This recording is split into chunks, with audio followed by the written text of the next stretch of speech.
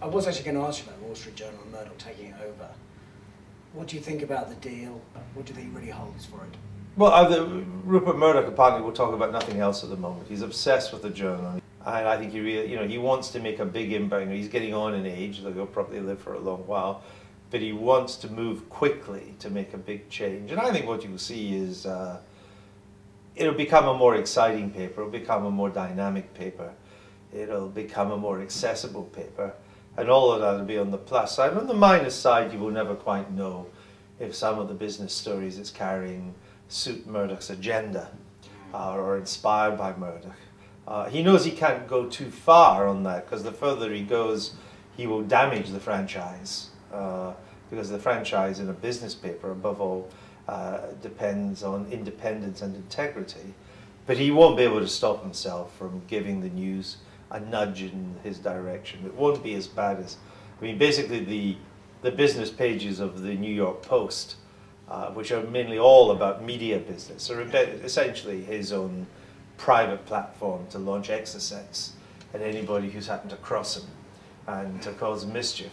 He won't do that. He's not stupid. That would destroy the Journal.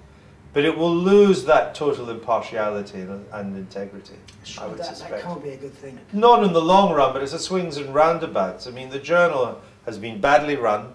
The existing management have missed just about every opportunity that came up and hit them on the face. Murdoch will stir that up a bit, and the Chinese wall that exists in American journalism between the editorial pages, where you have one editor, and the news pages, where you have a separate editor. So the theory being that the editorial line the paper is taking has no influence on the news that you carry. That's a very American approach to things. The Times has that, the Washington Post, LA Times.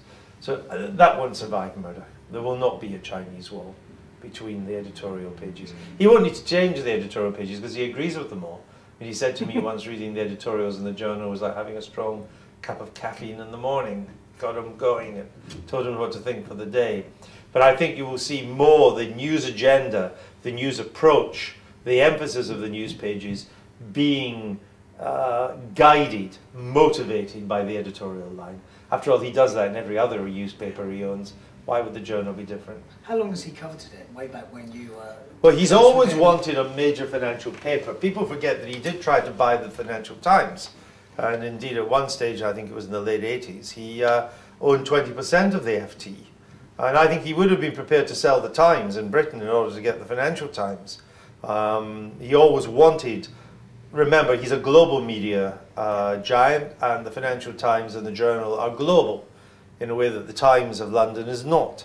So he's always like that. He's obsessed with business and finance. If he's not talking politics, he's talking business. And he's always wanted a franchise. He went for the FT. They saw him off. Quite interesting. The sort of old-fashioned blue bloods at the FT in these days, Lord Blakenham and so on, they saw him off. And I think if he'd had to choose, he didn't really like the FT. He thinks the FT's run, he thinks it's not just the colour of the paper that's pink. He thinks all the journalists there are a bunch of pinkulous as well.